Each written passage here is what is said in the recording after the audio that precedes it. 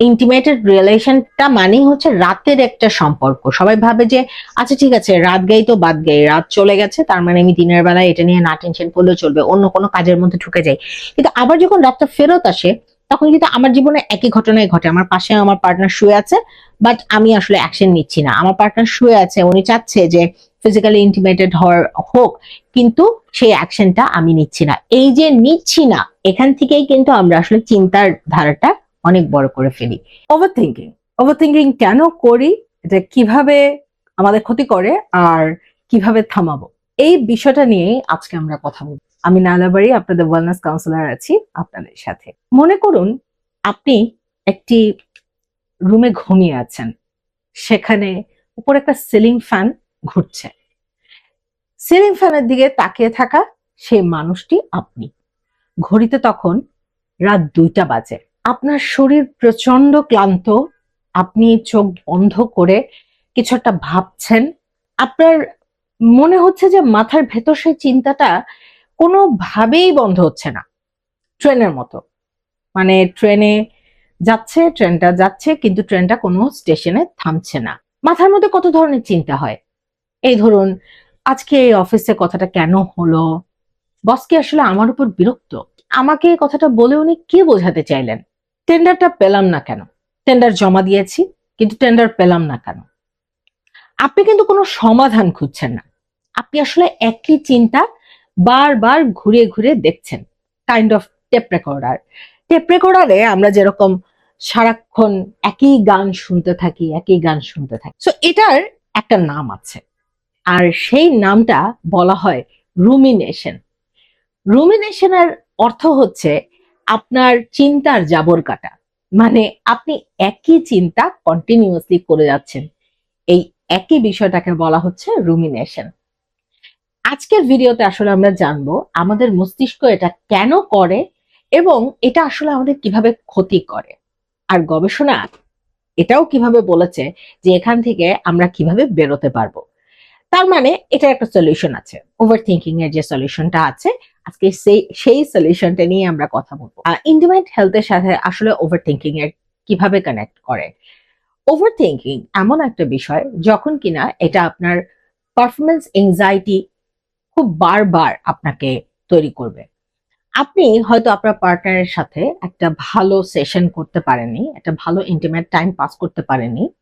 Second time আপনি যখনই intimated হতে যাবেন তখনই আপনার ভয় তৈরি হবে ভেতরে ভেতরে, এবং আপনার কাছে মনে হবে আমি বোধহয় আবারও আজকেও পারবো না। এই যে আমি আজকেও পারবো না, এটাই আপনাকে ওভার থিঙ্কিং এর একটা অংশ হিসেবে কিন্তু কাজ করবে। একই সাথে মনে রাখতে হবে আপনার পারফরমেন্স এটার উপরে ডিপেন্ড করে। আমরা হয়তো অনেক সময় ইগনোর করি, আমরা ভাবি যে না, আমাদের আসলে কোনো কিছু নিয়ে আমরা ভাবছি না, কিন্তু ব্যাপারটা ওরকম নয়। আপনি আপনার মনের ভেতরে বা আপনি আপনার ভেতরে ভেতরে কিন্তু ঠিকই একটা কিছু চিন্তা করে যাচ্ছেন, চিন্তা করছেন বলেই আপনি নেক্সট পারফরমেন্সের ব্যাপারে একটু এংজাইটি ফিল করছেন। চলুন তাহলে আমরা পরের সেশনটা শুরু করি যে আসলে ওভার থিঙ্কিংটা কি এবং এই ওভার থিঙ্কিং কেন আসে। গভীর চিন্তা এবং অতিরিক্ত চিন্তার মধ্যে কিন্তু পার্থক্য আছে। মনে রাখতে হবে, খুব কোনো কিছু গভীর চিন্তা করা আর অতিরিক্ত চিন্তা করা কিন্তু এক জিনিস নয়। গভীর চিন্তা এমন একটা বিষয় যেটা কিনা আপনাকে সামনে এগিয়ে নিয়ে যাবে। আপনি একটা সমস্যা নিয়ে ভাবেন, তথ্য জোগাড় করেন, সিদ্ধান্তে পৌঁছান, কিন্তু অতিরিক্ত চিন্তা আপনাকে মানসিকভাবে গোল করে ঘুরতে থাকে। মানে এরকম যদি হতো তাহলে কি হতো, এটা তো আসলে হচ্ছে না, এটা হলে ভালো হতো, এইরকম একটা হলে কেমন হতো, এই যে এরকম একটা হলে কেমন হতো যে ব্যাপারটা তৈরি হয়, এতে আপনার ক্লান্তি বাড়ে। মনোবিজ্ঞানে একে বলা হয় রুমিনেশন। অতীতের কোনো একটা ঘটনা, ভবিষ্যতের একটা আশঙ্কা, কি কি ভুল হতে পারে, এইসব নেতিবাচক বিষয়গুলোই আসলে আমাদের মনে আটকে যায় এবং আমরা এই ব্যাপারটা নিয়ে অনেক বেশি চিন্তা করতে থাকি। এখন আপনাকে বুঝতে হবে যে আপনি কিভাবে এর ফাঁদে পড়েছেন। 3টি লক্ষণ আছে। এক, চিন্তাটা যদি একই জায়গায় ঘুরতে থাকে, কোনো সিদ্ধান্তে কিন্তু পৌঁছাচ্ছে না, একই জায়গায় ঘুরছে। 2, চিন্তা করার পর আপনার কেমন যেন অস্থির অস্থির লাগছে, ভারী ভারী লাগছে, একদম ভালো লাগছে না। আরেক থেকে 3, আপনার ঘুম বা আপনার কোনো একটা মনোযোগ, যে কোনো একটা সম্পর্ক, সবকিছুতেই কিন্তু এই চিন্তাটা প্রভাব ফেলছে। গবেষণা কিন্তু বলে যে দীর্ঘমেয়াদী রুমিনেশন একটা উদ্বেগের কারণ বটে এবং বিষণ্ণতারও একটা বিশেষ ঝুঁকি বাড়ায়। এটা মন খারাপ করা বাড়ায়, আপনার সমস্যা সমাধানের ক্ষমতা কমায়, আমাদেরকে সক্রিয়ভাবে পরিস্থিতি সামলানোর যে প্রক্রিয়া সেটার শক্তিটাকে আমাদের কেড়ে নেয়। তার মানে হচ্ছে আমরা নিজেরা কোনো সিদ্ধান্ত চট করে নিতে পারি না। এখন কথা হচ্ছে যে আমরা ওভার থিঙ্কিং আসলে কেন করি। এখন সবচেয়ে গুরুত্বপূর্ণ কথাটা বলি, অনেকের জন্য কিন্তু এটা স্বস্তিরও বটে। ওভার থিঙ্কিং কিন্তু আসলে কোনো দুর্বলতা নয়, এটা মস্তিষ্কের একটা সুরক্ষা ব্যবস্থা যেটার মাত্রা ছাড়িয়ে যায়। মস্তিষ্ক নিজের সুরক্ষার জন্য আগে থেকে অনেক কিছু আমাদেরকে বলতে থাকে, ভবিষ্যতের আশঙ্কা করতে থাকে। এটা যখন মানুষ হাজার হাজার বছর আগে গুহাতে ছিল তখনও একই রকম ভাবে চিন্তা করতো যে আমি এখন গুহা থেকে বেরোবো, আমার সামনে হয়তো একটা বাঘ থাকতে পারে, বাঘ যদি থাকে তাহলে আমি কি করব, আমি তো মারা যেতে পারি। তাহলে কি সেই গুহা থেকে হয় সে বেরোতো না? যারা বেরোতো না তারা কখনো স্বীকার করতে পারতো না, কিন্তু যারা বেরোতো এবং যারা খুব ভালো মতো বেরোতো তারা কিন্তু ঠিকই আবার স্বীকার করতে পারতো এবং তারা সুস্থভাবে ফেরতও আসতো। কেউ কেউ যে মারা যেত না তা না, মারা যেত, কিন্তু মারা যাওয়ার ভয় তো আর সবাই আটকে থাকতো না। অতিরিক্ত চিন্তা যেটা করে নিজেকে সামনের দিকে এগিয়ে যেতে বাধা দেয়। আবার কি হয়, এই অতিরিক্ত চিন্তার মাধ্যমে একটা মানুষ কিন্তু অনেক কাজও করতে পারে। তো হাজার হাজার বছর আগে মানুষের এই সুরক্ষা নীতি যেগুলো ছিল সেইটাই কিন্তু অতিরিক্ত চিন্তার কারণে আমাদের আজকে বাঁচিয়ে রেখেছে। গবেষণায় অতিরিক্ত চিন্তায় 3টি সুরক্ষামূলক কাজ পাওয়া যায়।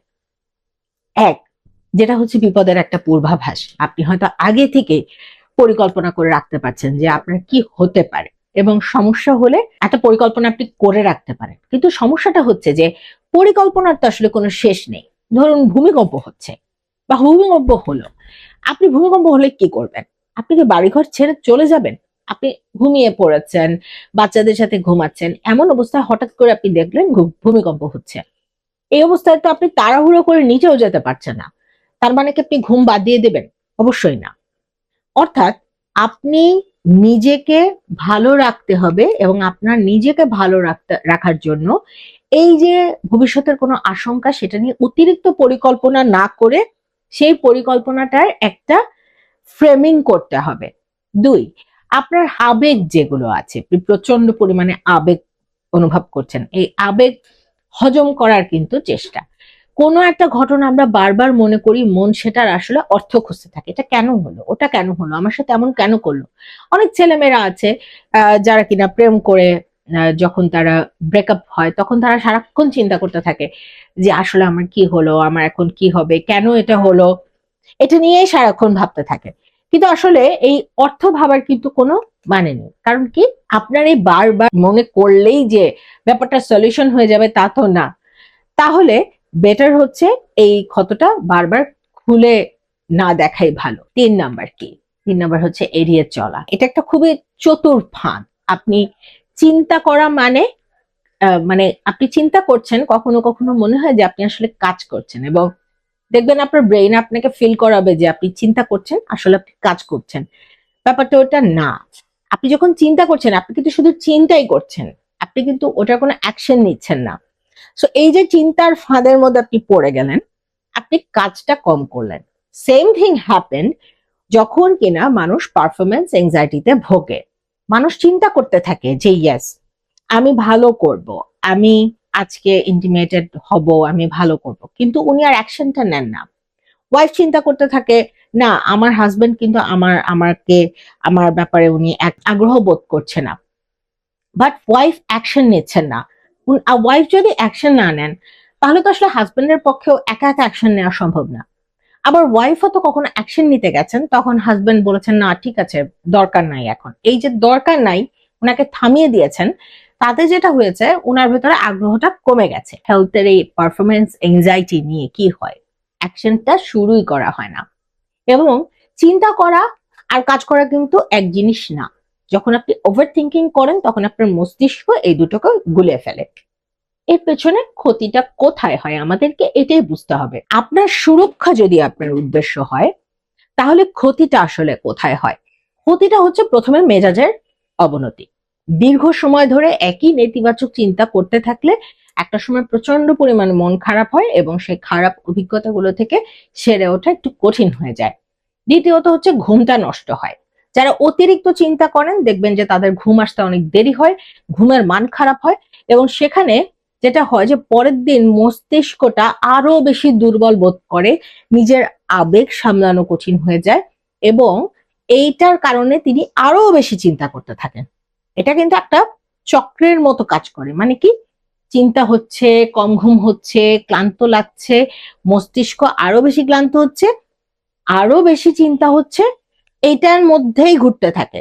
সো উদ্বেগ এবং বিষণ্ণতাকে যদি আপনি টিকিয়ে রাখতে না চান, নেতিবাচক এই চিন্তার চক্র থেকে সমস্যার সমাধান করে সেখান থেকে ব্যাপারটা থেকে বেরিয়ে আসতে হবে। সো পারফরমেন্স এংজাইটি যদি আপনি ফিল করেন বা আপনি আসলে ইন্টিমেটেড হেলথ নিয়ে একটা প্রবলেম ফেস করছেন, তাহলে কিন্তু আপনাকে প্রথমত ডক্টরের পরামর্শ নিতেই হবে। ডক্টরের পরামর্শ নেওয়া হচ্ছে আপনার ফার্স্ট স্টেপ। মনে রাখতে হবে যে আপনি যে সমস্যা ফেস করছেন এটা সারা পৃথিবীর হাজার মানুষ, লক্ষ মানুষ, কোটি কোটি মানুষ এই সমস্যা ফেস করে যাচ্ছে। এই সমস্যার সমাধানের জন্য আপনার প্রথমে যেটা দরকার, একটা ডক্টরের ভালো পরামর্শ দরকার। আপনি ডক্টরের কাছে যাবেন, ডক্টরের কাছ থেকে পরামর্শ নেবেন, দেন ডক্টর আপনাকে সাজেশন যেগুলো দিবে সেগুলো আপনি কিভাবে নিজের লাইফে অ্যাপ্লিকেবল করবেন সেটার জন্য আপনাকে কাউন্সেলিং করা হবে। কাউন্সেলিং কেন করা হবে? আপনার সমস্যাগুলো শুনে আপনার সমস্যাগুলোর সমাধান কিভাবে কিভাবে সম্ভব আপনাকে একটা ওয়ে বলে দেওয়া হবে। তারপরে কি করতে হবে? আপনাকে ইনিশিয়েটিভ নিতে হবে আপনার সলিউশনের জন্য। কাউন্সিলিং এ যে কথাগুলো বলা হয় সে কথাগুলো মনোযোগ দিয়ে শোনা, মানে এই যে আপনি সমস্যার সমাধানের দিকে যাচ্ছেন, এটাই কিন্তু আপনাকে অতিরিক্ত চিন্তা থেকে বের করে নিয়ে আসছে। এরপরে কি, যে আপনি যখন কাউন্সেলিং করছেন তখন আপনার শরীরটা বেটার হচ্ছে, আপনি যখন আস্তে আস্তে চিকিৎসাগুলো নিচ্ছেন সেগুলোতেও আপনি বেটার ফিল করছেন, স্বাভাবিকভাবে আপনার ভেতরে যে চিন্তা ছিল, যে যেরকম একটা ভয় ছিল সেখান থেকে আপনি বেরিয়ে আসতে পারবেন। তার মানে প্রথমে আপনাকে যেটা করতে হবে, প্রাইমারি স্টেপ, আপনার প্রবলেম থেকে নিজেকে বের করে নিয়ে আসার জন্য ডক্টরের সাথে কথা বলা। এরপর কি, যে আপনি আসলে নিজেকে কিভাবে চেঞ্জ করবেন, মনকে দেখতে শিখতে হবে। এটা কিন্তু একটা ইম্পর্ট্যান্ট ব্যাপার যে আপনি আসলে নিজের চিন্তাকে বন্ধ করে দিতে পারবেন না, এটাই স্বাভাবিক। আপনি মন খালি করার চেষ্টা করতে হবে। আপনার যদি সারাক্ষণ মনে হতে থাকে যে আমি একটা ব্যর্থ মানুষ এবং আমি কিছুই করতে পারিনি, তাহলে আপনার মনে যেটা বন্ধ করতে হবে সেটা হচ্ছে আপনি ব্যর্থ মানুষ। আপনি কিন্তু ব্যর্থ মানুষ নন। আপনি যে কাজটি করেছেন সেই কাজটিতে আপনি ব্যর্থ হচ্ছেন। আপনার কাজের যে ধরন, আপনি সেই কাজের ধরনটা একই রকম ভাবে রিপিটেডলি করছেন, যার কারণে আপনার ব্যর্থতা বারবার হচ্ছে। আপনি ব্যর্থতাকে যদি চেঞ্জ করতে যান, মানে আপনি যদি ব্যর্থ না হতে চান, তাহলে যেটা করতে হবে আপনাকে আপনার ওয়ে অফ লাইফ চেঞ্জ করতে হবে।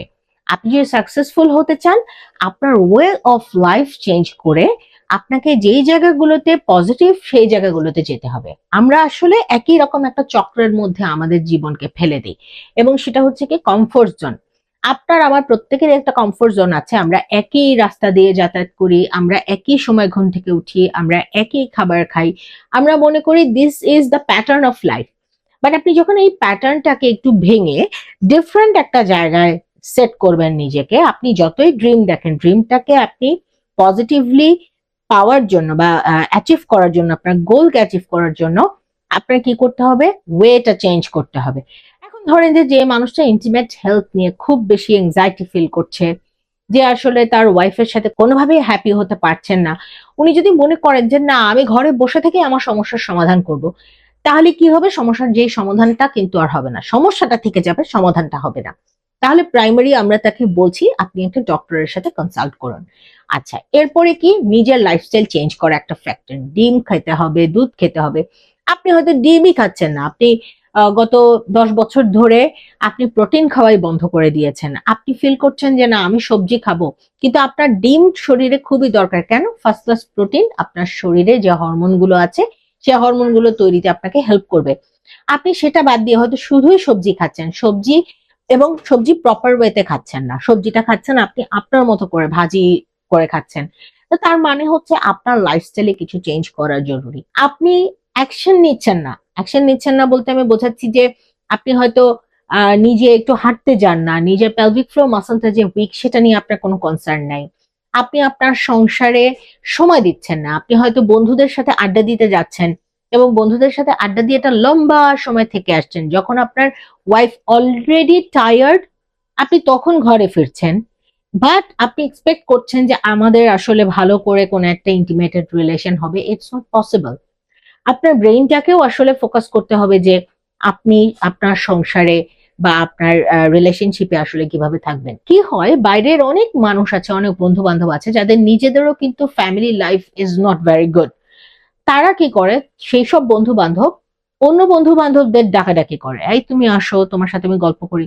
ধরেন আপনার একটা বন্ধুর বাচ্চা আছে, সংসার আছে, অনেক বছরের সংসার হয়ে গেছে, ঝগড়াঝাটি সংসার, তাদের আসলে ইন্টিগ্রেটেড লাইফ নাই, এটা নিয়ে তার কোনো কনসার্ন নাই, তার বউয়ের কনসার্ন আছে বাট তার কনসার্ন নাই, সে ডিসাইডই করেছে যে সে আর বউয়ের কাছে যাবে না। কিন্তু আপনাকে সে কন্টিনিউয়াসলি ফোন করছে, আপনাকে বলছি তুমি আমার দোস্ত, তুমি আমার বন্ধু, তোমার সাথে আমার থাকতে অনেক ভালো লাগছে, তুমি আমাকে সময় দাও। আপনি কি করছেন, অফিসের পরে একটা প্রাইম টাইম আপনি আপনার বন্ধুর সাথে দিচ্ছেন। এদিকে আপনার ঘরের যে মানুষটা রয়েছে সেই মানুষটা একা একা, সেই মানুষটার আসলে অন্য কোনো বন্ধু বান্ধব নাই, ওনার হয়তো বাচ্চাও হয়নি, ওনার বয়সও খুব বেশি না। তাহলে উনি কোথায় কথা বলবে, উনি কার সাথে কথা বলবে, সেটাও কিন্তু আপনাকে চিন্তা করতে হবে। মনে রাখতে হবে এক পক্ষ দেখে হয় না। আপনি হয়তো ভাবছেন আচ্ছা আমার বন্ধুকে আমি একদিন ডেকেছি তাতেই কি ওর সময়টা কমে গেল? হ্যাঁ, কমে গেল। আপনার মনে রাখতে হবে একটা মানুষের আরো অনেকগুলো অ্যাসোসিয়েশন থাকে, বা নট দি অনলি অ্যাসোসিয়েশন। হয়তো আজকে উনি আপনাকে সময় দিচ্ছে, আরেকদিন ওনার বাজার করতে গেলে সময় দিতে হয়, অন্য একদিন ওনার অফিসের জন্য বাসায় যেতে দেরি হয়ে যায়, আরেকদিন ওনার জ্যামের জন্য দেরি হয়ে যায়, অন্য একদিন সোশ্যাল কোন একটা ক্লাবে যাওয়ার জন্য দেরি হয়ে যায়। তার মানে কি এভরিডে কোনো না কোনো একটা অকুপেন্সি আর একটা মানুষকে অকুপাই করে রাখছে। সো যেটা মনে রাখতে হবে যে আপনার ওয়াইফকে কোয়ালিটি টাইম দেওয়া বা আপনার হাজবেন্ডকে কোয়ালিটি টাইম দেওয়া বা আপনার ফ্যামিলিকে কোয়ালিটি টাইম দেওয়াটা কিন্তু আপনার দায়িত্ব। এটা কিন্তু বাইরের মানুষ কখনোই বুঝতে পারবে না, এটা আপনাকেই বুঝতে হবে। সো এই যে এই জায়গাটা আমি কেন বলছি যে অ্যাকশন নেওয়া, লাইফে অ্যাকশন নেওয়াটা জরুরি। আপনি আসলে আপনার লাইফে অ্যাকশন কিভাবে নিচ্ছেন এটার উপর নির্ভর করবে আপনার হ্যাপি থাকা।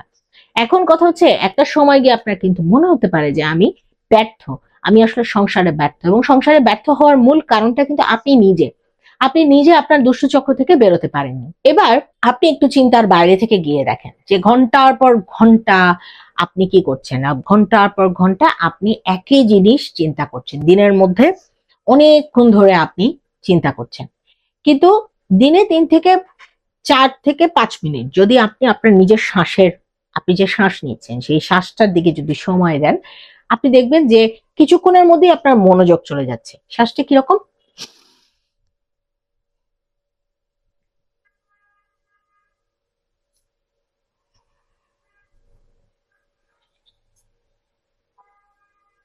অনেকে কিন্তু এটাও বলে যে শ্বাসটা আমি নিলাম, এই আমার চিন্তা চলে গেল অন্যদিকে।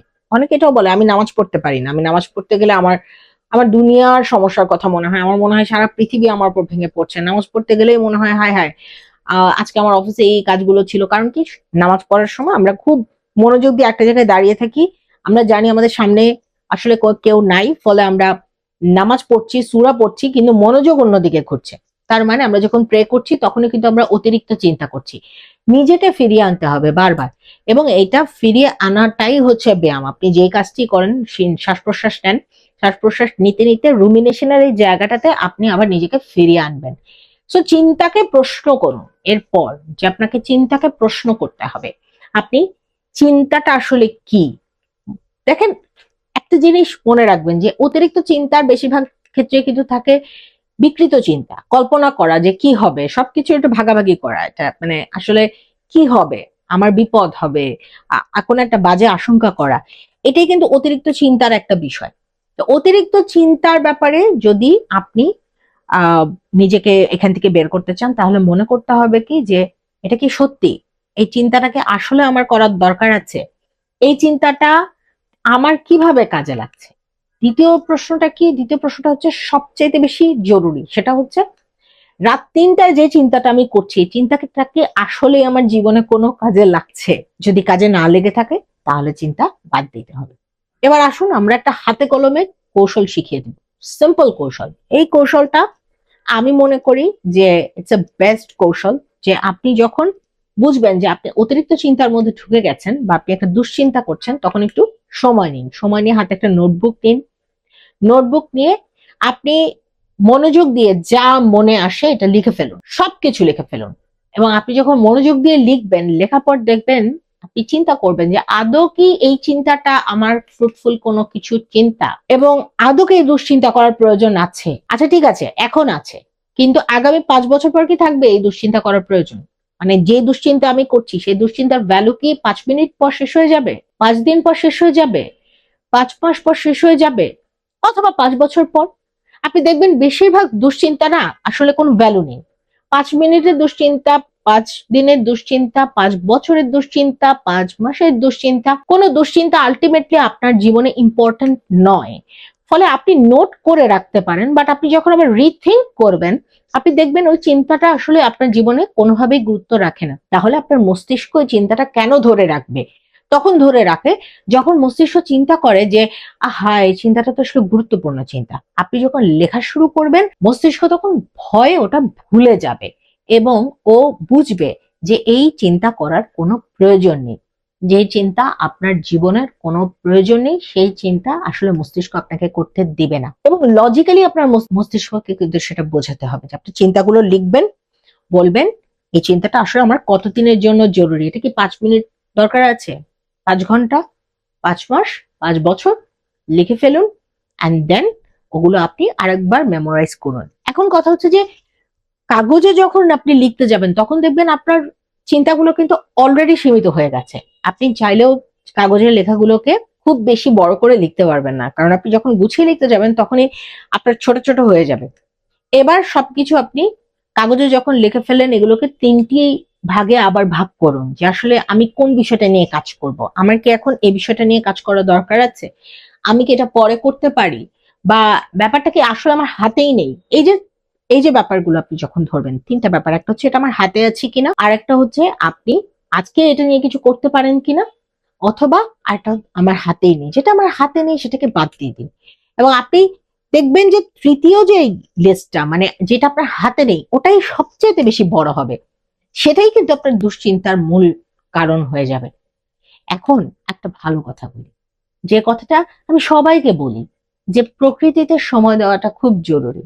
মেজাজ ভালো থাকে, একটু ব্যায়াম করুন, হাঁটাহাঁটি করুন, প্রকৃতির কাছে যান, এবং দেখবেন প্রকৃতির মাঝে 90 মিনিট যদি আপনি হাঁটেন, আপনার মস্তিষ্ক যে অংশটা রুমিনেশনের সাথে যুক্ত তার সক্রিয়তা কমে যায়। হ্যাঁ, এখন একটা ব্যাপার হচ্ছে যে আপনি আসলে কি ধরনের জায়গায় হাঁটবেন। আপনি একটু খোলামেলা জায়গায় হাঁটবেন, একটু প্রাকৃতিক জায়গায় হাঁটবেন, শহুরে জায়গায় কম হাঁটাহাঁটি করুন। এবং রুমিনেশন হাঁটার সময় আপনি অন্য চিন্তা করা বাদ দিয়ে দেন। হাঁটার সময় আপনি ফোকাস করুন আপনার পেলভিক ফ্লোর মাসল গুলো কিভাবে নাড়াচাড়া হচ্ছে, আপনার পা কিভাবে নাড়াচাড়া হচ্ছে, এই ব্যাপারগুলোকে একটু মনোযোগ দিয়ে দেখুন। আমরা যে কাজটা খুব কম করি, হ্যাঁ, সেটা হচ্ছে যে আমরা আসলে আত্মসহানুভূতি খুব কম দেখাই। এমপ্যাথি, নিজের প্রতি কিন্তু আমাদের এমপ্যাথি খুব কম। এবং আমরা যেটা করি, আত্মসমালোচনা বরং অনেক কিছু করি। যেমন আমি এমন কেন করলাম, আমার এটা করা উচিত ছিল।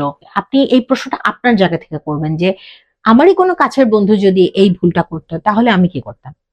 আমি কি আসলে তার সাথে নরম থাকতাম, নাকি আমি খুব কড়া হতাম? আপনি কিভাবে তাকে বুঝিয়ে বলতেন? নিজেকে ওভাবে বুঝিয়ে বলা শুরু করুন। নিজেকে নিজের ভুল ধরার সাথে সাথে নিজেকে বুঝিয়ে বলা শুরু করুন। তাহলে সেটা অনেকভাবে হেল্প করবে। আত্মসহানুভূতি রুমিনেশন কমায় এবং পারফেকশনিজমের যে চাপ সেটাও হালকা করে দেয়। আরেকটা বিষয় কি, মানুষের সঙ্গে কথা বলতে হবে, সাবধানে কথা বলতে হবে। বিশ্বস্ত মানুষ কিন্তু দৃষ্টিভঙ্গি বদলায়। এবং এখানে আরেকটা একটা ফাঁদ আছে, কো রুমিনেশন। দুজন মিলে যদি একই সমস্যা নিয়ে ঘন্টার পর ঘন্টা আলোচনা করে, তাহলে কোনো সমাধানের মধ্যে কিন্তু কখনো যায় না, এবং এই চক্রটাও কখনো ভাঙে না। আমি একটা উদাহরণ দিয়ে বলি, সেটা হচ্ছে আপনার আত্মীয় স্বজন কি ভাববে, এটা নিয়ে ধরেন দুটো মানুষ আপনি আলোচনা করছেন, আপনার দুই পক্ষেই একই রকম কথা বলে যাচ্ছে যে আত্মীয় স্বজন এটা ভাবতে পারে, ওটা ভাবতে পারে, অমুক অমুক কথা বললো, তমুকে তমুক কথা বললো, কেউই কিন্তু কোনো সলিউশনের দিকে যাচ্ছেন না এবং কেউই ভাবছেন না যে আসলে আত্মীয় স্বজনের ভাবাটা আমার কাছে ইম্পর্টেন্ট না। এই জায়গাটা কি হয়ে যাচ্ছে, তখন আপনার ফোকাসটা চেঞ্জ হয়ে যাচ্ছে। এটাকে বলা হয় কো-রুমিনেশন। সো আপনি এমন কোনো মানুষের সাথে কথা বলুন যেই কথাটা, যিনি আসলে আপনার কথাটা শুনে সলিউশন দিতে পারবে যে এটা আসলে কি কি করা যেতে পারে। প্রয়োজন হলে এটা পেশাদারের সাহায্য নিতে হবে, সাইকিয়াট্রিস্টের সাহায্য নিতে হবে, ডক্টরের সাহায্য নিতে হবে, কাউন্সিলরের সাহায্য নিতে হবে, কথা বলতে হবে। কারণ অতিরিক্ত চিন্তা কিন্তু আপনার ঘুম, সম্পর্ক, কাজ সবকিছুর উপর প্রভাব ফেলে। মনে রাখতে হবে যে এইসব ক্ষেত্রে কগনিটিভ বিহেভিয়ারাল থেরাপি খুব ভালো কাজ দেয়। সো যারা প্রশিক্ষিত থেরাপিস্ট আছে, আপনারা ইচ্ছা করলে তাদের কাছ থেকেও এই সহায়তা নিতে পারেন। তবে হ্যাঁ, মনে রাখতে হবে ওভার থিঙ্কিং এমন একটা বিষয় যে আমাদের প্রত্যেকটা মানুষেরই কিন্তু ওভার থিঙ্কিংটা কখন শুরু হয়, যখন আমরা নিজেরাই নিজের শত্রু হয়ে যাই এবং আমরা আসলে নিজেদের চিন্তা থেকে নিজেরা বেরোতে পারি না। আজকে আমি এই ওভার থিঙ্কিং নিয়ে আপনাদের সাথে যে আলোচনাটা করলাম, সেটা মূলত ইন্টিমেট হেলথের যে বিষয় আমরা বারবার দেখেছি যে যারা কিনা প্রবলেম ফেস করে, লাইক ইরেকটাইল ডিসফাংশন ফিল করছেন, প্রিম্যাচুর ইজাকুলেশন ফিল করছেন, অথবা যেসব মহিলারা ড্রাইনেস, ভিজাইনাল ড্রাইনেস ফিল করছেন, তারা সবাই বাসায় বসে বসে ভাবেন। কারণ কি, এটা একটা রাতের ইন্টিমেটেড রিলেশনটা মানেই হচ্ছে রাতের একটা সম্পর্ক। সবাই ভাবে যে আচ্ছা ঠিক আছে, রাত গাই তো বাদ গাই, রাত চলে গেছে, তার মানে আমি দিনের বেলায় এটা নিয়ে না টেনশন করলেও চলবে, অন্য কোনো কাজের মধ্যে ঢুকে যাই। কিন্তু আবার যখন রাতটা ফেরত আসে, তখন কিন্তু আমার জীবনে একই ঘটনাই ঘটে। আমার পাশে আমার পার্টনার শুয়ে আছে, বাট আমি আসলে অ্যাকশন নিচ্ছি না। আমার পার্টনার শুয়ে আছে, উনি চাচ্ছে যে ফিজিক্যালি ইন্টিমেটেড হোক, কিন্তু সেই অ্যাকশনটা আমি নিচ্ছি না। এই যে নিচ্ছি না, এখান থেকেই কিন্তু আমরা আসলে চিন্তার ধারাটা অনেক বড় করে ফেলি। দর্শক, আমি ওয়েলনেস কাউন্সিলর ক্লিনিক 21 থেকে আছি। অনেক অনেক ভালো থাকুন, সুস্থ থাকুন এবং আমাদের হেলথ রিলেটেড এ ধরনের আরো অনেক ভিডিও দেখার জন্য আমাদের চ্যানেলটি সাবস্ক্রাইব করুন।